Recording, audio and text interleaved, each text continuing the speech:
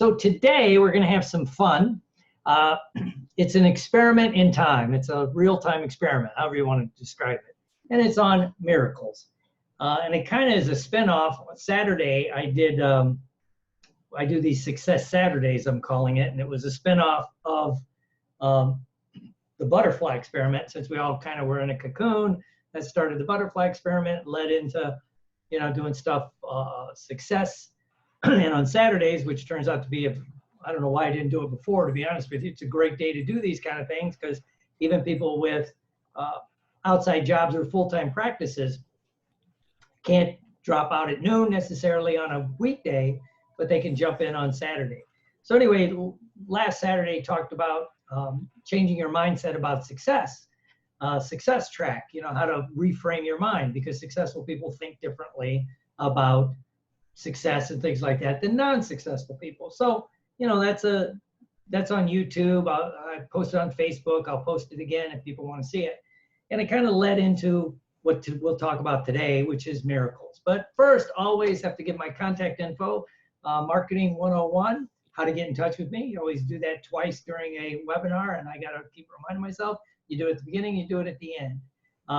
Main website's NFNLP. .com. That's the main training site.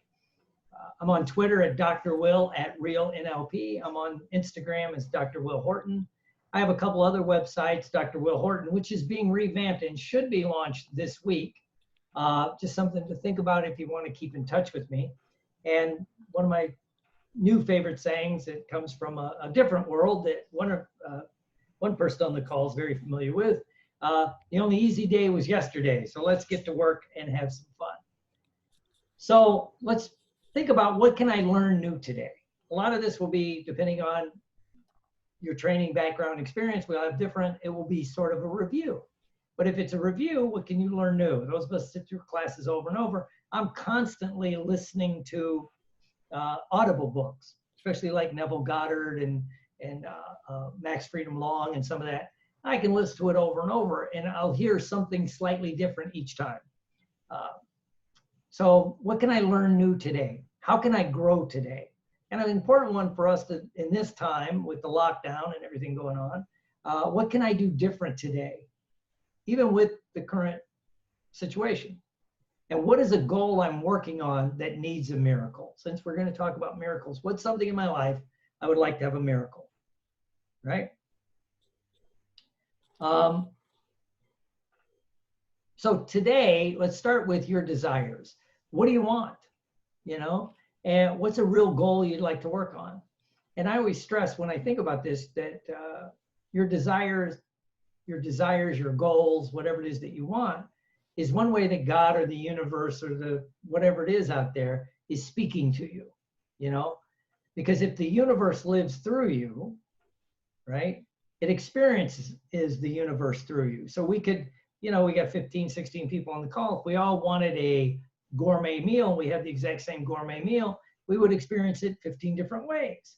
Some would like this, some would like that. Same with like a sports car, things like that. So the universe, the collective consciousness, if you will, would have 15, 16 different experiences, right?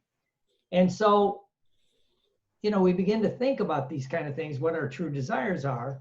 And, they're neither good nor bad, but thinking makes them so, as Shakespeare said. And I forget which play it's from. But it's also in a lot of the religious texts. What you think of it places the beliefs about it and everything else. Desires in and of themselves, they're like beliefs. They're pretty much, they're yours, right? But we're going to be talking about don't add or subtract from your desires if you want a miracle. But you have to realize that you're still worthy, right? If you took a crisp $100 bill, people would want it. But if it's been crumpled, you'd still want it. Even if it was soiled, because you could always wash it, wipe it off, and it's still worthy. It's still worth $100. So that's one of the core things when you start thinking about this. Do you feel worthy of whatever that desire, that goal, that dream that you're going toward, right? So we've been working on that on the Success Saturdays. But jumping into today's topic, have you ever had a miracle type experience, right? Whatever you would describe it. I use my version. I say there's two types, right? There's the one type of miracle where you're working on a project or you're going toward a goal and it just seems like a dead end. Nothing's working. Nothing's falling into place or whatever. And then like suddenly like, boom, there'll be a coincidence or something random seems to happen that when you look back on it, you go, I don't know how that happened, but it did, which takes your dream to a different level or your goal or your desire, right? So that's one type. And that's the type most of us work on in our field, or if we're working with clients, they come in, they're working on something and they're stuck. That's what hypnosis does, is remove some of the blocks at the physical level. But what about the next level up, right? So that's the first type, is the miracle, is you're working on something and you just get stuck. It's a dead end. Nothing seems to be working. And then whether you want to call it a coincidence or a random event or something happens and bam, everything falls into place. Most of us have had these experiences, maybe many, many experiences, right? The second is kind of out of nowhere. You know, it's just like, boom, something puts in your life. And it's like, that's the kind of miracle that can take your life in a totally different direction, right? But did you ever say, I don't know how this happened? Whether it's the first type or the second type, like you're working on a goal and it's stuck. And then you run into somebody who knows somebody, and then you get a phone call that, boom, puts your project back online, right? Or you're just kind of trucking along and then suddenly you meet somebody or you get exposed to something and it changes your life. If nothing else, a lot of us in our field here of hypnosis and NLP probably could relate to that, because, you know, other than Dan Candell and a couple other people, I've never met somebody that wanted to be a hypnotist it wasn't their goal growing up. It's like something happened out of nowhere. You went to a hypnotist, you stopped smoking. You went to a seminar, you got that. You went to see a stage show and went, this is so cool. Whatever it was, you read a book, boom, changed your life, took you in a different direction, right? So whether you're working on type 1 or type 2, once it happens, usually what happens, again, you get to that, I don't know how that happened, but something happened, right? But can you keep the results, or do you sabotage it, right? And so what we want to work on is the structure and the how. What's the structure of it if you're going to have a miracle? And this is the hard part. But in NLP, one of our presuppositions is, you know, we can replicate things if we can break it down into small enough chunks. So what's the structure of it? Especially something where when you look back, you go, I don't know how that happened. You know, that day I happened to be stopping and have coffee. And I ran into somebody I haven't seen in 5 years. And we started talking. Next thing you know, I got a phone number, right? So that part, there may be no real structure. You can't plan, I'm going to run into Joe, who I haven't thought of in 5 years, who will introduce me to this, who will do that, right?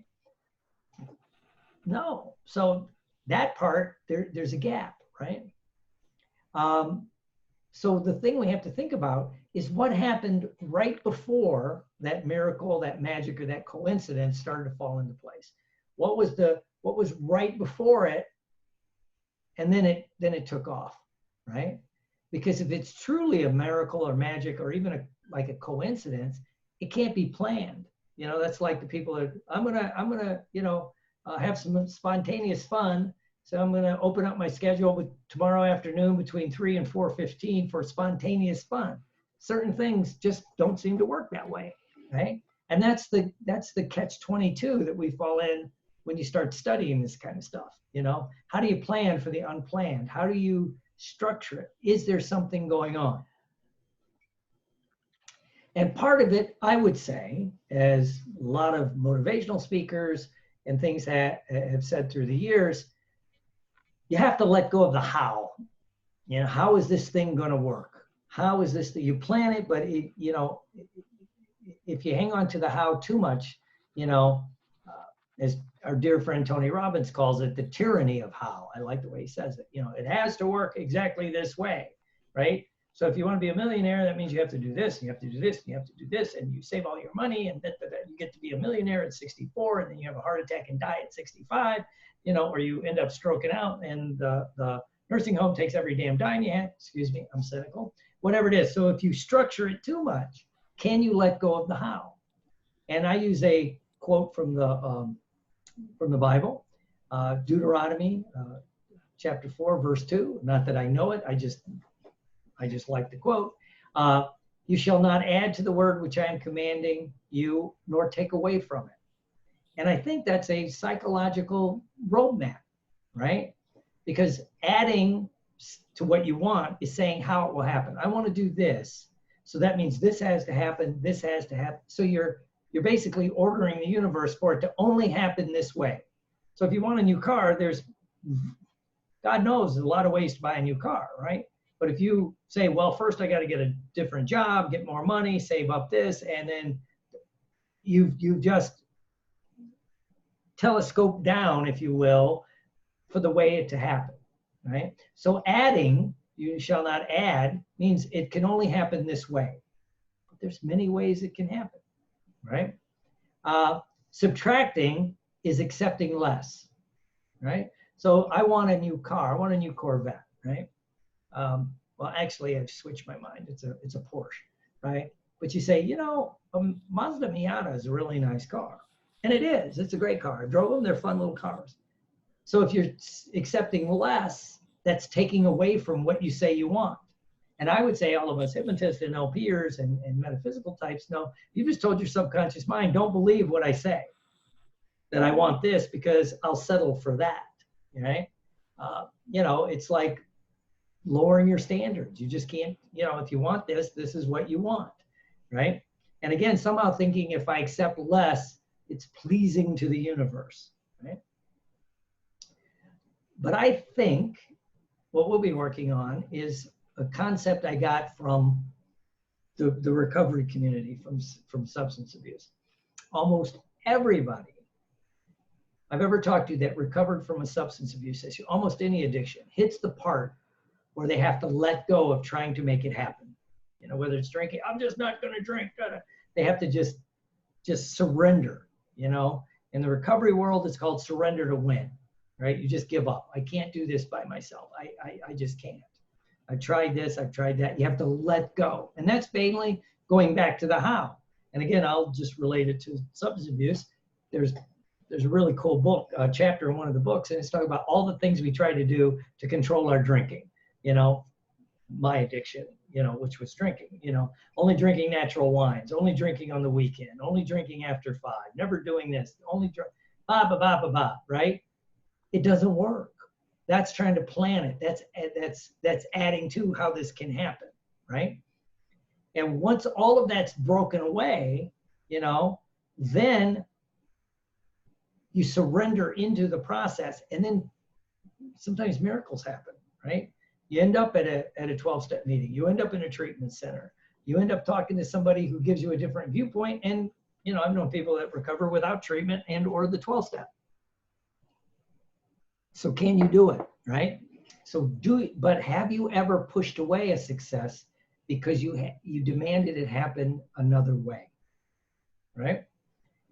And the example I use for this is not recovery, so isn't that a shock? It's the business world, and it's Apple computers.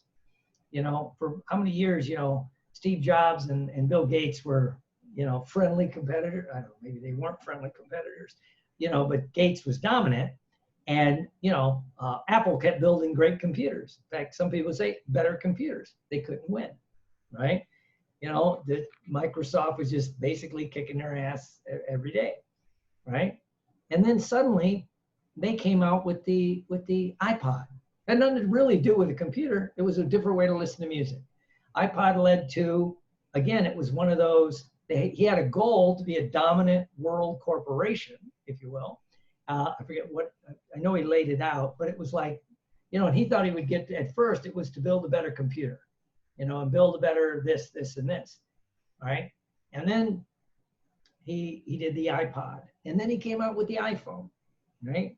And now I think Apple's still one of the top 5 corporations in the world for what it's worth. You know, I think it's one of the biggest that actually makes something. I know Amazon's bigger, but they don't actually make anything. So, but you have, it was like, it opened up a different branch and took it this way. Still makes computers, but he quit going head to head that way, saying it has to happen this way. And once he and I remember him talking about, he knew he had to do something different, and suddenly, this happened, that happened, and and the rest is history. Yeah. So can you do this? Right? Can you do this? Can you think about in your life a miracle type event? And when you look back on it, you go, I don't know how that happened. It's just, I met the right person at the right moment in time that said this and then that, right? One, I got many I could share. We all have many. But one is how I ended up doing what I'm doing,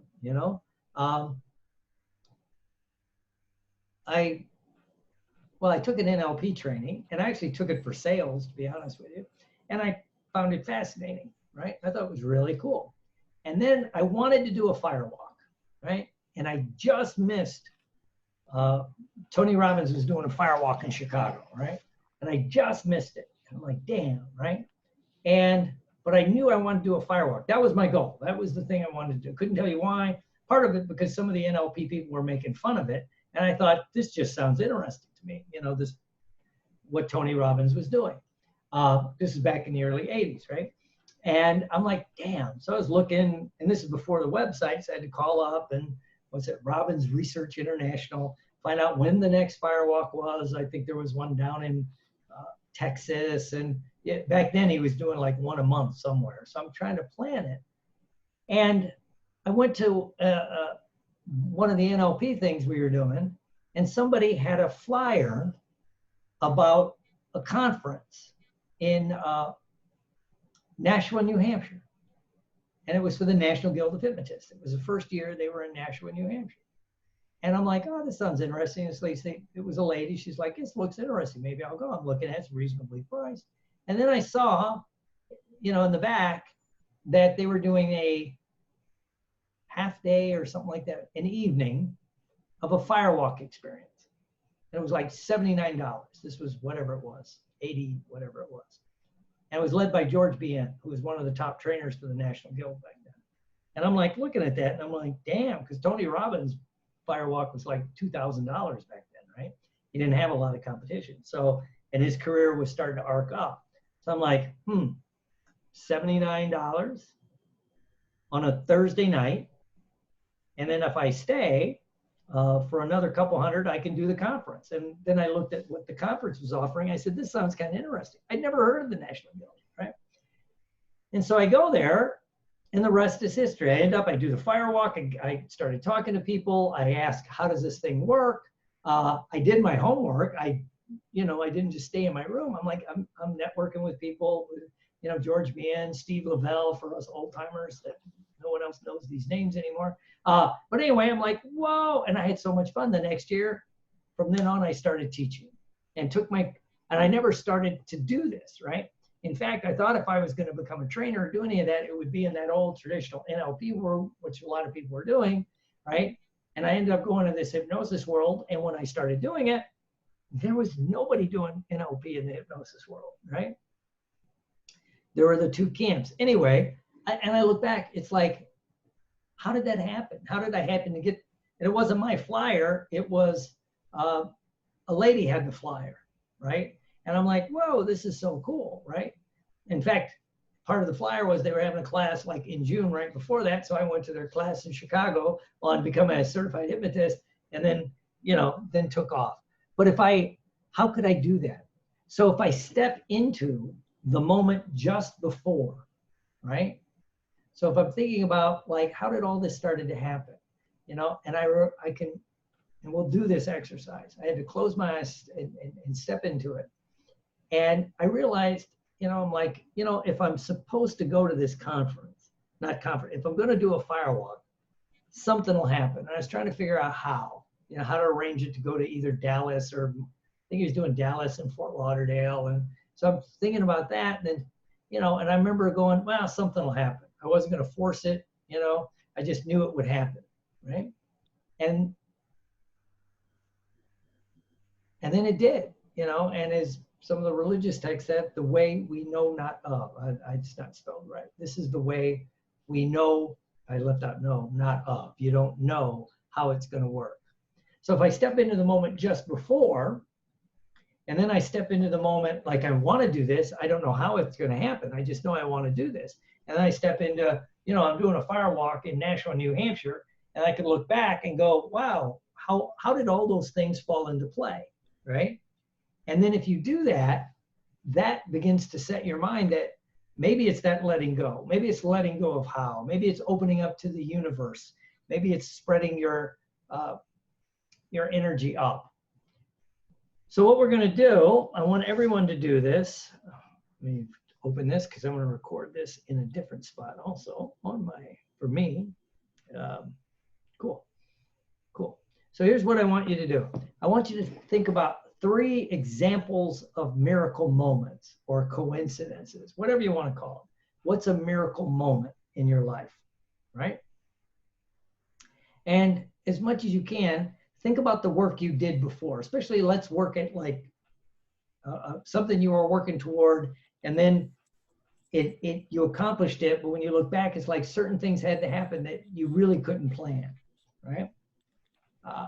And so I want you to think of 3 examples of that, right? And then we're going to go back, we're going to re-experience them, and we'll make them big, bright, and colorful. And then we're going to look at your timeline with those, and you'll probably see many more little miracle experiences, coincidences, random events that maybe weren't random, right? And then we're going to see these things, and we're going to take these with the goal you're working on to reform it into a miracle mindset. This is the experiment, and we're going to do it in real time. Is it going to work? I don't know, right? So the first thing, think about a goal you really want to accomplish, whatever it happens to be, right? And now I want you to just put that aside because you've been working on it, whatever it is, right? Now, much like, you know, Steve Jobs with just somehow coming up with the idea for the iPod, which led to the iPhone, which led to, you know, them becoming the most valuable corporation on the face of the earth. It can be slightly different than you expect, but you have your goal, you have your desire, you have your dream. Great. Now think about 3 examples of miracle moments that you can think of, and just think about as much as you can about it. Maybe give it a title, you know, whatever it happens to be, right? And then we're going to think about before, and then we're going to do this little exercise. So let's do this. Let me start my recording. So make sure you're comfortable. If you can't listen to this, you know, if anyone on this is driving or anything, I turned off I can't see everybody right now. But if you're driving or anything, don't listen to it now. You can replay this later. Great. So sit back, relax, and take a deep breath. And now this one, we don't want to go into deep trance because we want our conscious mind to kind of track it. And we want to be in that droopy, drowsy, kind of dreamy state that we get into, where we're not quite awake and we're not quite asleep. You know, you're in that creative state where you're like right before you drift off to sleep at night, first thing in the morning. Or I like to think about when you space out during the day. You know, you might be working on the computer, you might be watching TV, and someone says, hey, what are you doing? And you honestly don't know because you honestly don't know. But you're conscious, you were there, something was going on.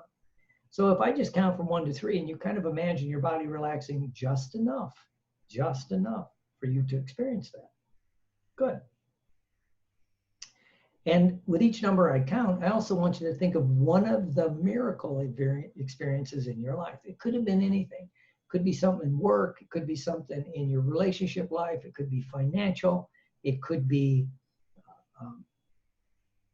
anything. So 1, as you relax, just think about the very first miracle experience that you had that you're thinking of. And as you do that, I want you to think about all the work you did that you were working toward this miracle, right? You were planning it, or you wanted to do something, and you maybe hit that roadblock. At 2, you think of another one, or maybe the same kind of thing happened. I'm working on this thing, and it doesn't seem to be working. It's like every door is closed, and then something magical is going to happen, but you don't know it at the time. At 2, it's for you to do it for yourself. And 3, as you relax to that perfect place, I want you to think about the 3rd miracle experience. Great. And now as you're relaxing, your conscious mind can be there just as a informed observer, if you wish. And I want you to go back and re-experience the time just before that first miracle thing. Think about the things you were doing. Maybe you were planning, maybe you were making phone calls, maybe you were working at it, and then whatever happened that you finally surrendered into the experience. That's right. And then if you drift out of that experience, if you see it, hear it, feel it, smell it, taste it, touch it, if you drift out of that experience and then jump forward till after you accomplish this miracle, after it happened in your life and you had the goal or was doing it and all of that, you look back and realize you had to open yourself up to things that you know not of. You had to release the tyranny of how and open yourself up for the magic of the universe. And as you're doing that, I'd like you to look back and see that you there that just hit that moment before it happened. And maybe there's a cord of light or an energy or an aura that connects with your higher self, your guardian angel, your spirit. And maybe for the first time, that deep spirit within you, the kingdom of heaven within you, connected with the kingdom of heaven without you, the one outside of you, where magic can happen. And it was totally aligned. So it drew in the miracles and the magic and the coincidence and the random events that made those experiences fall in line. Great. And now drift back to the 2nd miracle type experience you had. And again, see what you see, hear what you hear, feel what you feel, think what you think. And maybe there's that same moment type experience right before it began to happen. Maybe you gave up. Maybe you asked for help. Maybe you said, God help me, universe help me. Maybe you just said, I can't do this by myself. And then maybe that spirit within connected with the spirit without, and you drew in everything that you need. And now you leap out into the future to when you experienced the miracle, you had the goal, you were doing it, and you look back and go, certain things had to happen you can't explain. The things you know not of, and that's okay. And lastly, now think of the 3rd experience, drift back and step into that 3rd miracle type experience. And again, now you can find that spirit within, that moment that is so important, when whatever it was that opened you up to receiving it from the universe, knowing it didn't have to happen that way, it didn't have to happen this other way, it didn't have to do this, this, and this. It could happen in ways that'll surprise and delight you. And now as you drift up and go into the experience and you look back and yes, that's your evidence. And as you drift up now, you can look back on your life and maybe you begin to understand that saying, faith is the substance of things hoped for, the evidence of things not seen. If you can go to this goal that you're working on into the future, like you've already accomplished it, whether it's in your relationship, in your physical body, in your financial, in your business, you're doing it, you've accomplished the goal. And then you can look back on today, sitting there, taking this little seminar, going, I don't know how it happened after that seminar is over, but this happened, that happened, this happened, this happened, and then that, bam, you have it. And you begin to know that you can begin to develop a switch, if you will,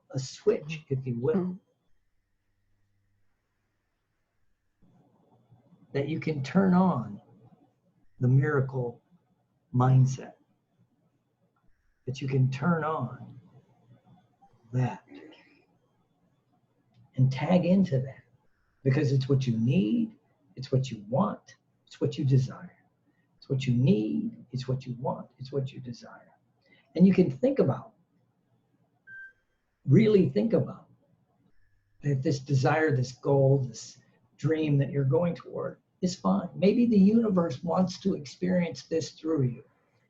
whether it's physical, mental, emotional, spiritual, financial, whatever it is, the universe needs you to do it. That's right. And you just need to connect inside and outside to allow it to happen. Good. And maybe what you do is quit looking at the problem and start looking at the solution. That's what they mean by step into the experience and look back on today. That's right. And as you do, you feel better and better, better than before. That's right. Good. And now putting all of this in the back of your mind, give yourself the permission to accept these things.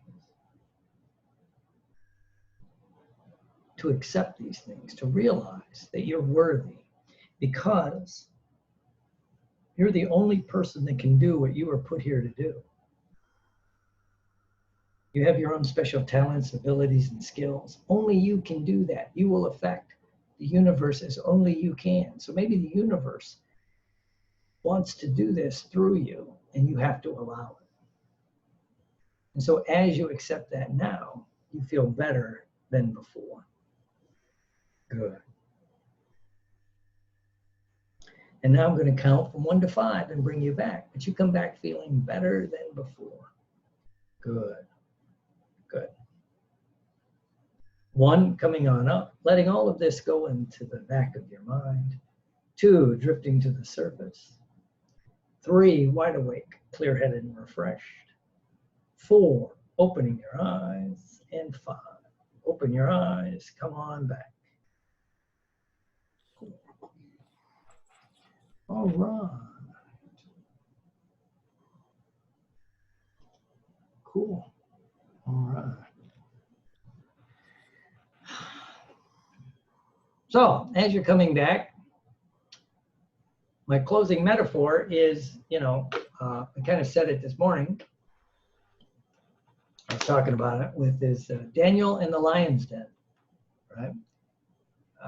In the metaphor or the parable, whatever you want to call it, in Daniel in the lion's den, he was thrown into the lion's den to test his faith, from what I understand.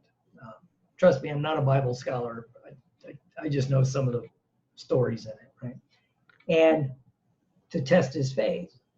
And so rather than stare at the lions, which were about to kill him, he turned his back on the lions and looked toward the light, whatever the Savior is. And the way I understand this, the parable then would be, whatever those lions are, that's your fear, the blocks in our lives toward the goal that you're trying to accomplish.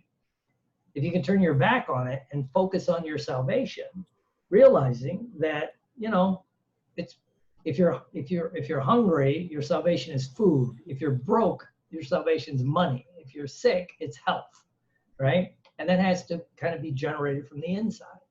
And so when he turned away from the lions and started looking at that, they went to sleep, supposedly, in the story. And that's kind of, when we look at these problems in our lives, we make them bigger, as we all know, And so that's my closing metaphor. So I'm going to stop the recording right now. So next week, I'm not sure what the forum will be about, but we'll talk about something else next week. I'm trying to get somebody on to talk about some more therapeutic applications of different things. Maybe bring somebody on that's a specialist in a certain type of thing. So if you're not on my mailing list, make sure you are. It'll be in the next e-zine. So that's next